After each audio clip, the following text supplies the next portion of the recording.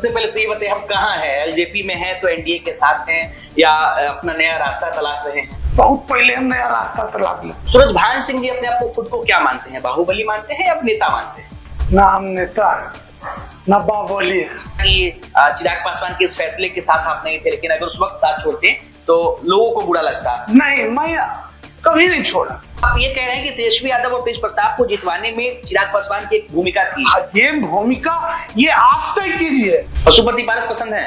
कहते भी एक आदमी पसंद थे, रामविलास पासवान जी। जर उन्हीं का थे, नहीं सभ्य थे। जी के सबसे ज्यादा कहिए, नीतीश जी भी कहिए, भाजपा भी कहिए, सबों का गलती है। सबसे ज्यादा गलती किसकी रही थी? ये तय करना तो आप लोगों का काम है। अब आपकी इच्छा है चुनाव में उतरेंगे? शौक नहीं बचा हुआ है। बिहार की राजनीति में अब भूमिहारों को कहीं ना कहीं दबाया जा रहा है। जमात के भी राजनीति करता हूँ और जात से भूमिहार हूँ। कन्हैया, तेजस्वी यादव और चिराग पासवान, इन तीनों युवा नेता में सूरजभान सिंह को कौन बेहतर लीडर लगता है?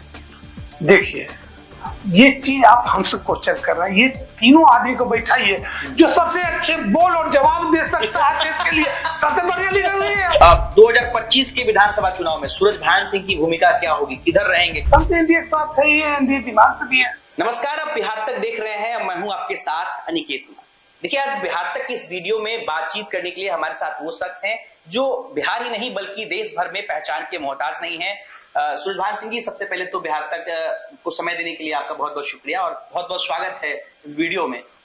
मेरा पहला सवाल ये रहेगा कि लंबे समय से आप कहीं ना कहीं राजनीति में बहुत कम सक्रिय दिख रहे हैं, तो आप किधर हैं अभी? सबसे पहले तो ये बताइए, हम कहाँ हैं? एलजेपी में हैं तो एनडीए के साथ हैं या अपना नया रास्ता तलाश रहे हैं? नया रास्ता तलाशना रहता है। बहुत पहले हम नया रास्ता तलाश लेते हैं। हमको थे हमारे स्वर्गीय आदरणीय रामविलास पासवान जी के साथ, कल भी थे, आज भी है, वही पे रामविलास पासवान जी के साथ। आखिर रामविलास पासवान जी से आपको इतना लगाव कब हुआ? क्योंकि जब पार्टी टूटी उनकी एलजेपी, तो दो धारा में बटी।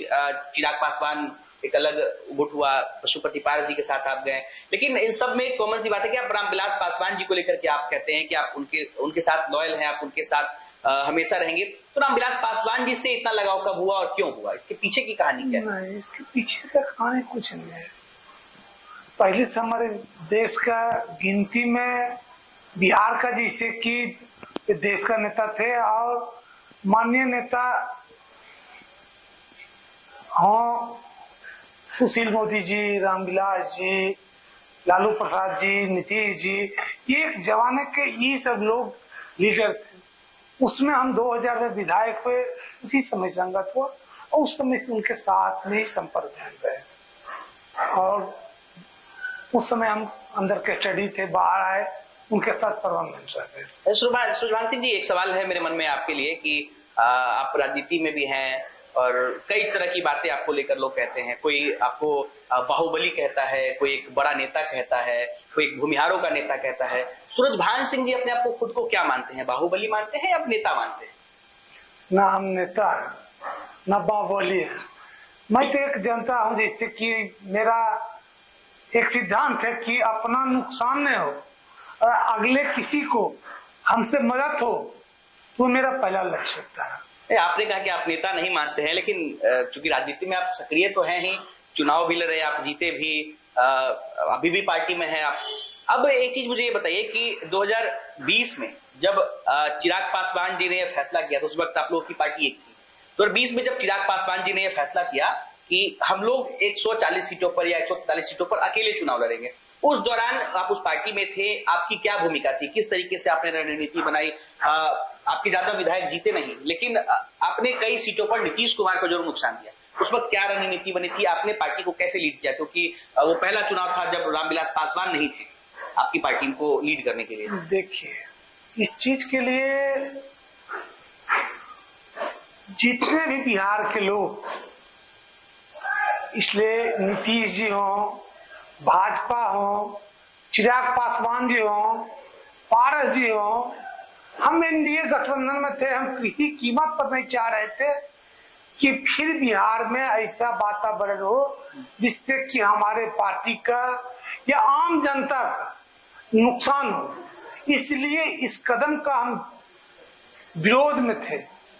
विरोध में मानसिकता से थे, और इसलिए मानसिकता में थे कि ये भाजपा भी जान रहे हैं, जदयू भी जान रहे हैं कि हम कड़ी आवाज में, और चिराग पासवान जी को मैंने इस चीज को समझाना चाहा कि ये काम नहीं, और मैंने एक फार्मूला भी दिया कि हम उस समय थे MP 7, 6 लोकसभा 1 राज्यसभा, कि ये मेरा हक बनता है, और उसमें बहुत लंबी कतार में भाजपा का और जदयू का, साथ ही 2015 के चुनाव में तो उस समय जदयू नहीं थे, लेकिन 19 में लोकसभा हम जब आए तो हम जहाँ थे वहीं, और तब लगले विधानसभा हो गया।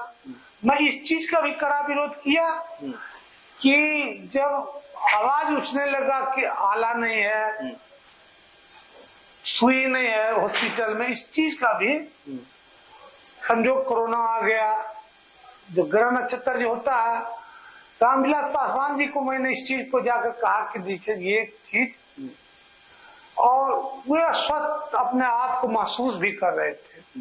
संजोग बस जो लिखा रहता है भाग में वही होता है, वो एक्सपायर कर गया। अगर उस समय मैं ये कदम अगर नहीं उठाता, साथ अगर इससे की नहीं लड़ाई लड़ता, लोग मुझे गलत कहता। ये बात बीत गई 2020, उसमें हुई कि जिससे कि भाजपा जहां लड़ेगी वहां मेरा उम्मीदवार नहीं होगा, क्योंकि रामविलास जी भी गुजर गए थे। उसमें माननीय तेजस्वी यादव जी लड़ रहे थे राघोपुर से, वहां चिराग पासवान अपने आप को वहां उम्मीदवार देना सुनिश्चित किए। हसनपुर तेज प्रताप जी लड़ रहे थे, वहां चिराग पासवान जी सोचे कि उम्मीदवार देना जरूरी है। एक नीति में एक तरफ से रात दिन कभी यकीन होगा, या तो रात होगा या तो दिन होगा, तो ये सब होने लगा। और उस समय का आप प्रचार का रिपोर्ट उम्मीदवार का ये सब देखा जाए, उसमें वोट गिनती के हिसाब से आया, उसमें हमको जो 2005 में जितना वोट आया उतना ही वोट मुझे 2020 में आया। समय हालात होता है सब चीज का, इसी का फायदा आने वाला एलायंस को ये बुझाया कि वोट कहाँ है। हो जाए। अच्छा, तो क्या यही वजह रही, आपने कहा कि चिराग पासवान के इस फैसले के साथ आप नहीं थे, लेकिन अगर उस वक्त साथ छोड़ते तो लोगों को बुरा लगता? नहीं, मैं कभी नहीं छोड़ा। मेरे देखिए रामविलास जी आज भी मेरे दिल में, मैंने इस चीज को अपना प्रस्ताव दिया, भाजपा का बड़े बड़े नेता इस चीज को जानते हैं, बीच में थे। मैं इस चीज का या तो लड़ना है तो किसी एक से लड़ो, इस सब से हम लड़ेंगे, सबको साथ भी देंगे। जिनको गाली देते चले उनका पैर भी छूते हैं, उस समय भी छूते थे, लेकिन ये बात नहीं आए। जिनके साथ लड़ाई लड़ते थे उनको जिताने का भी काम करने लगे।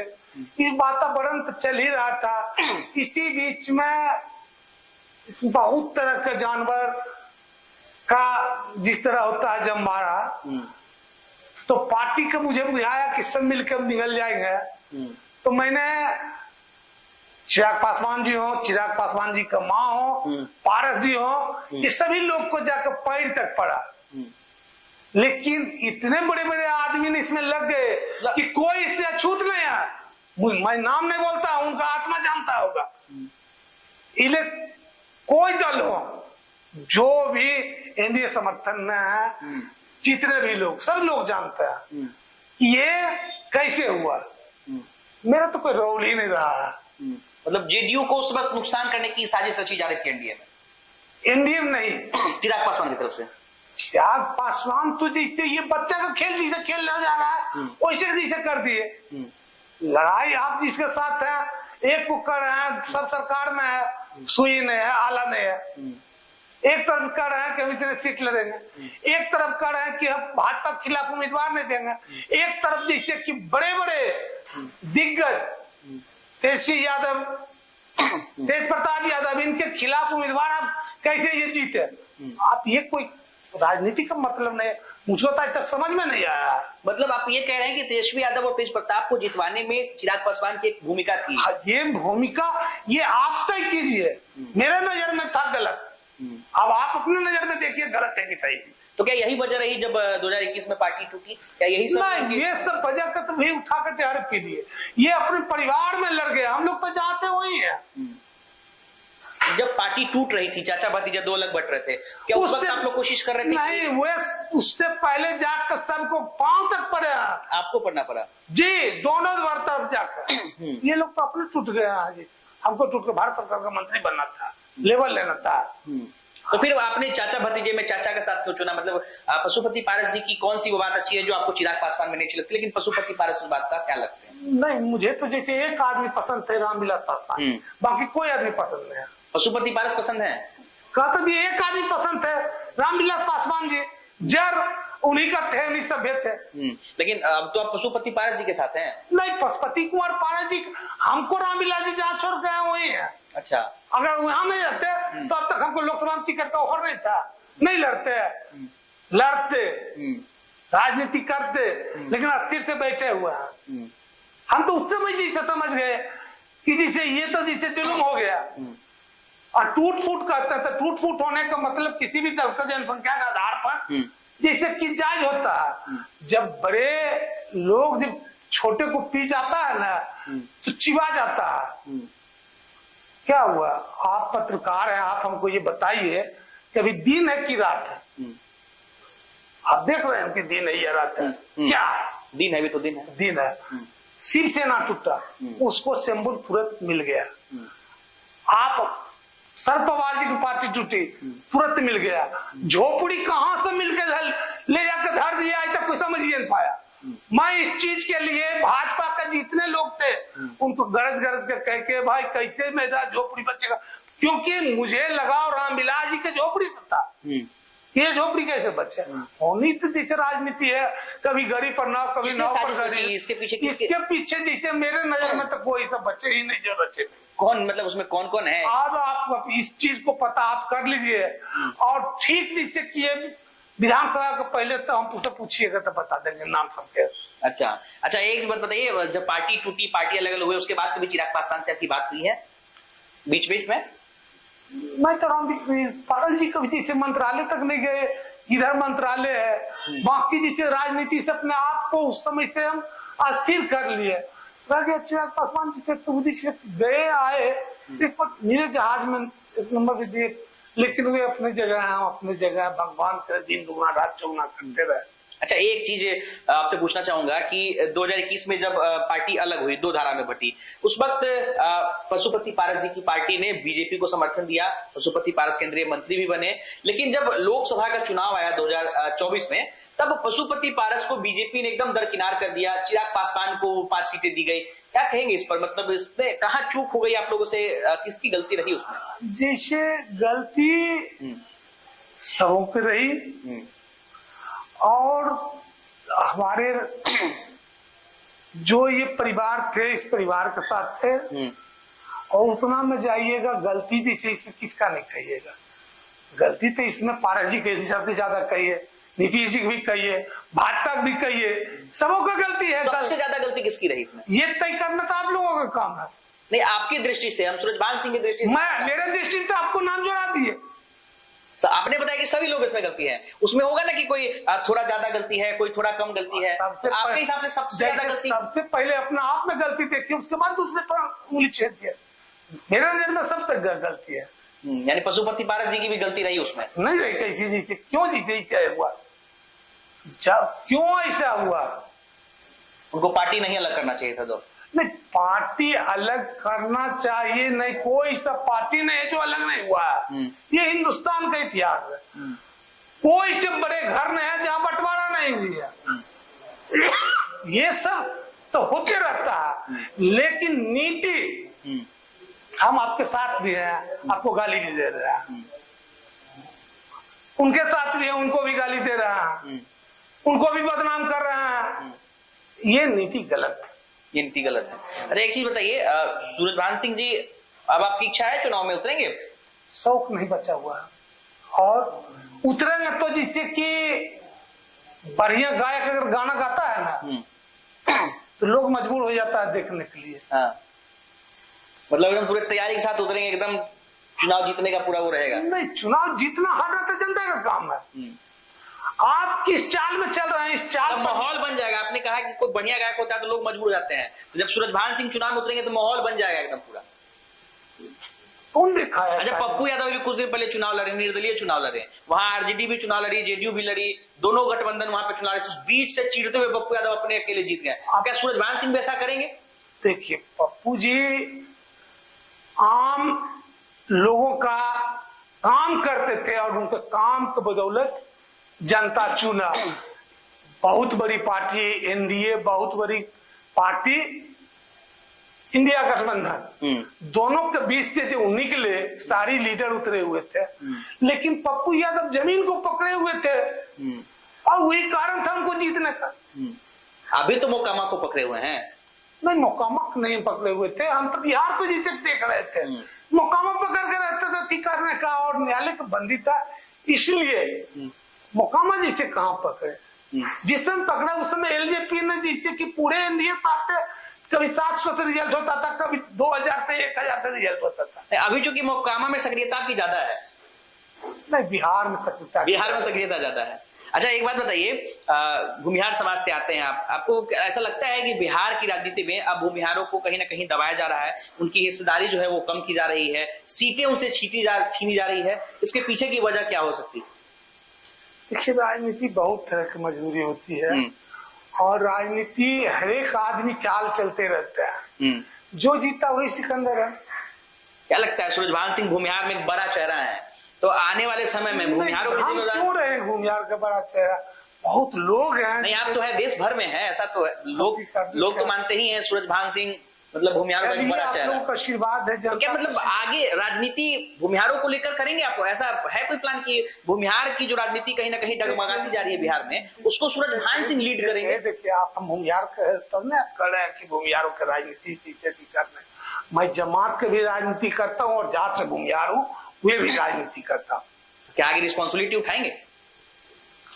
आज भी उठाते हैं, आज भी उठाए हुआ है। जहां जो मिलता है, क्या कहे कि अपना नुकसान नहीं हो, दूसरे को फायदा हो जाए, उसका कोई दोस्त रहे दुश्मन रहे, किसी का काम करने मुझे कोई प्रेरित नहीं करता। अच्छा, अभी आपको क्या लगता है बिहार में भूमिहार का सबसे बड़ा नेता कौन? इस चीज का तो आपका सर्वे ही बता सकता है, हम कहाँ बता आप किसको मानते हैं?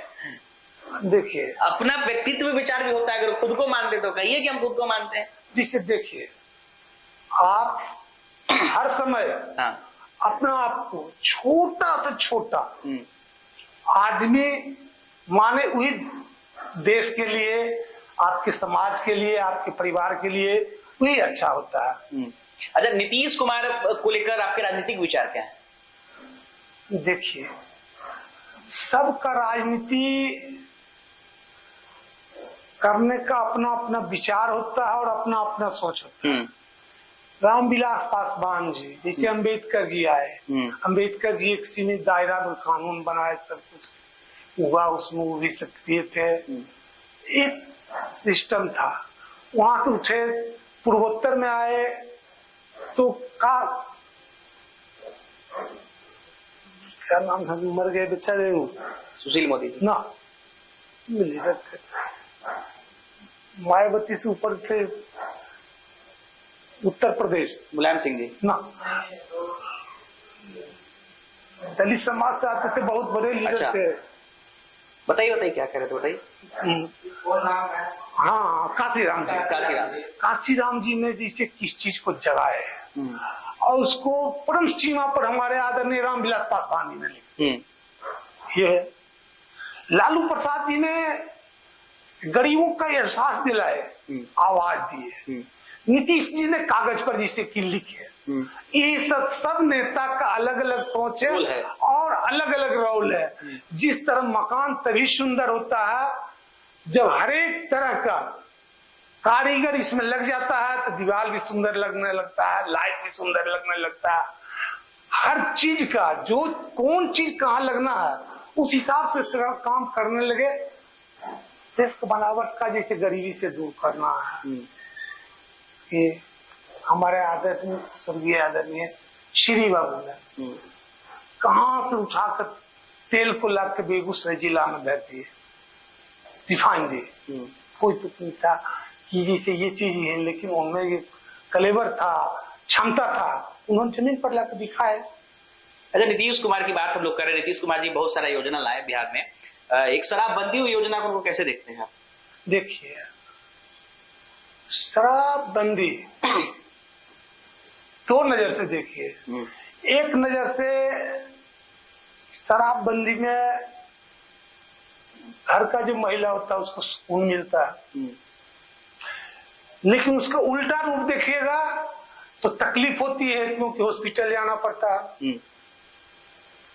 हमारे नौजवानों को सूखा नशा में इन्वॉल्व होना पड़ गया, लीवर, किडनी, हार्ट ये डैमेज होने लगता है। ऐसा वातावरण होते चल गया। वे अपने हिसाब से सोचे अच्छे, हम अपने हिसाब से देखते हैं तो जैसे कि यहाँ गलत हो जाता है। योजना कहिएगा पटना, तो पटना का यहाँ गंगा किनारे जाइए तो ऐसा देखते हैं रोड कर दिए कि जाम का कैसे। अशोक राजपथ पे डबल डेकर पूरे बिहार का किसी कोना से जाइए 5 घंटा पहुंच जाइए। बहुत मतलब नीतीश कुमार के काम से प्रभावित भी हैं आप? बहुत ऐसा काम पर प्रभावित, बहुत ऐसा काम पर विरोध में भी है। अपना विचार होता है। चलिए, जहां तक मेरी जानकारी है आपका बचपन नानी के घर पे बीता है, सही है? तो राजनीति में कैसे आप आए? सब चीज का जैसे कि समय और फेज होता है। मेरा बचपन था नानी घर रहने का, एक फेज आया जो राजनीति में आ गए, यही सब होता है। आप जो जितने भी चुनाव लड़े, सबसे मजेदार चुनाव आपके लिए कौन सा रहा? कुछ किस्सा बताइए, जब अगर बता सकते हैं तो। सबसे मजेदार चुनाव आपके लिए? देखिए, मजेदार हर चुनाव का अलग अलग तरीका है। जेल से लड़ने का तरीका अलग था, विधानसभा लड़े। जेल से लड़ने वाला तरीका थोड़ा बताइए, कैसे मैनेज करते हैं? मैनेज नहीं किए, जनता चुनाव लड़ती है। फिर भी चुनाव को लेकर के रणनीति कैसे तैयार होता है उसमें? क्योंकि आपको पता नहीं होता है बाहर क्या हो रहा है, नहीं हो रहा है।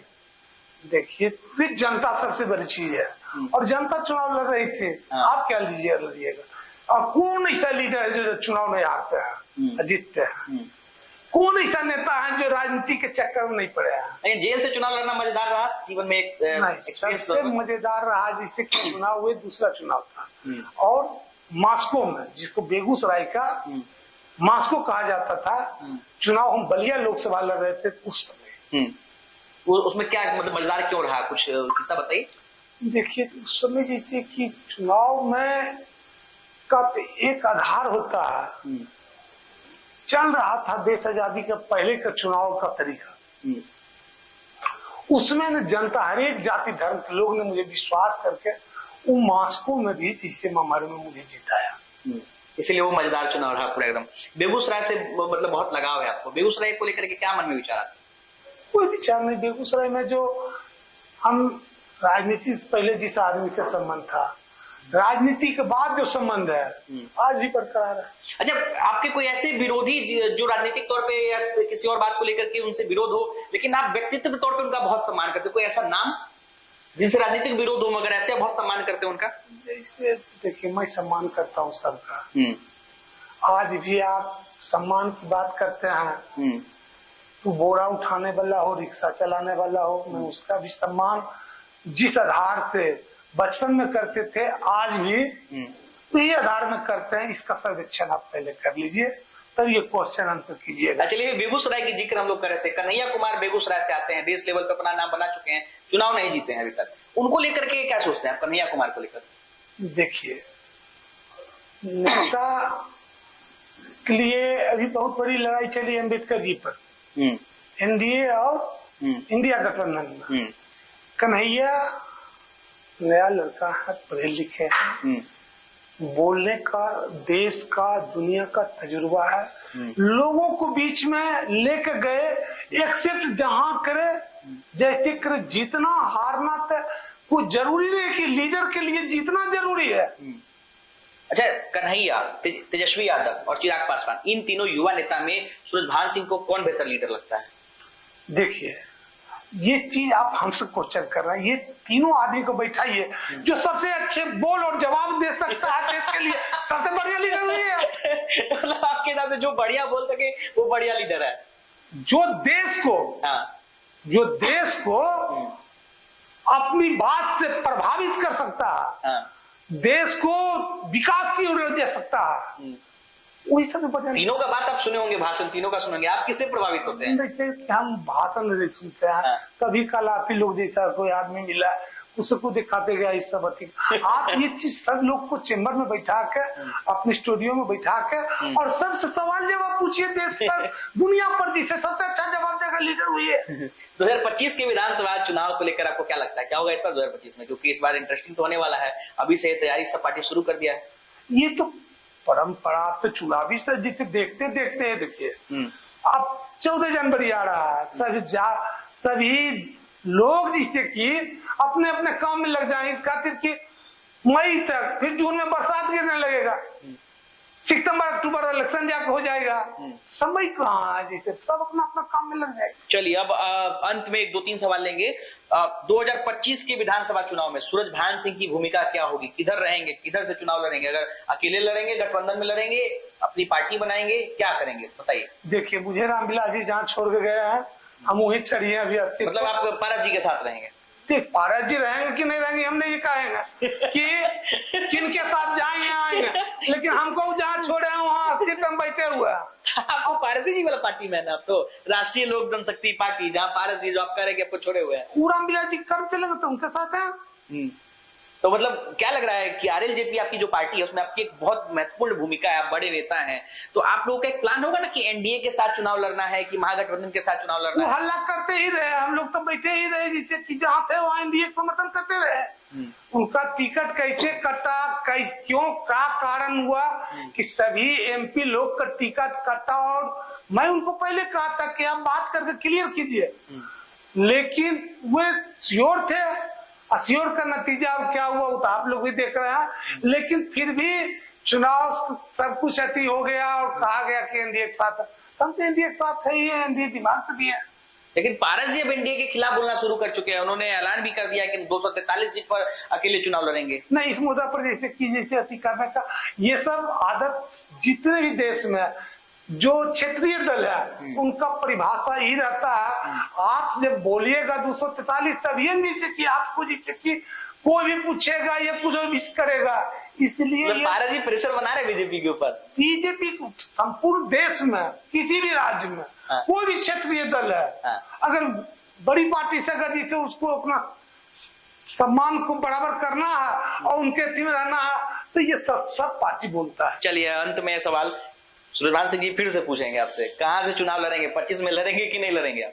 हम तो चुनाव जैसे 2004 के बाद लड़े ही नहीं। इस बार है कुछ तैयारी, मन है, इच्छा है? हम तो लड़ाते हैं लोगों को। हाँ, परिवार से किसी को लड़ा रहा है इस बार की नहीं? वो परिवार तय करा अभी तक किया है, नहीं करेगा तो देखेगा, जो स्वाभाविक परिवार रहेगा तो कभी बेटे से पत्नी से बातचीत हुई कि चुनाव में? नहीं, बेटा पत्नी कभी लड़ने नहीं देंगे। ऐसा रहता तो पत्नी का टिकट काटने वाला, ये जदयू हो, भाजपा हो, चिराग हो, सब जानते हैं कि अपने सिद्धांत पर बीवी भी उड़ाने में मुझे कोई दिक्कत नहीं हुआ। नहीं मतलब वो चर्चा ये है कि मोकामा से जो है आपकी पत्नी चुनावी मैदान में ना काहे के लीजिए, अभी तो इस पर कोई विचार ही नहीं किए, अभी तो बहुत समय है। हम भर सरस्वती पूजा तक एकदम सोने को चाहते हैं, थके हुए हैं। एकदम चुनाव वाला एरा जब एकदम आएगा, एकदम बगल में एकदम आएगा चुनाव, तब जाकर के कुछ एकदम करेंगे, डिसीजन जिसे लिया जाएगा। लड़वाने की बात है, लड़ाने को लेकर के तैयारी कर रहे हैं पूरा की? लड़ाने का तो बिहार का जिसे कोई सा दल है जिसमें कि 10 ऐसे आदमी है जो विधायक है और सबको मैंने मदद किया, और नहीं ये हमको कोई कहेगा कि हाँ आपको जैसे देवी गर्म करके जैसे कि हम टिकट रास्ते जाकर लोग मदद मांगने आते हैं कि आपसे चुनाव में, जब चुनाव होता है तो? जिससे मदद आप किसको कीजिएगा, जिसको चिंते हैं, जानते हैं। आरजेडी जिसे करने का कोई सा दल है जिस दल में हम कहे। चलिए, तो हमारे साथ सूरजभान सिंह थे और तमाम मुद्दों पर बातचीत हुई और एकदम बेबाकी अंदाज में सूरजभान सिंह ने जवाब दिया है। बने रहिए हमारे साथ, और आप क्या सोचते हैं इस वीडियो में कमेंट कर अपनी राय जरूर रखिए। और सूरजभान सिंह जी आपका बहुत बहुत शुक्रिया इस बिहार तक को समय देने के लिए।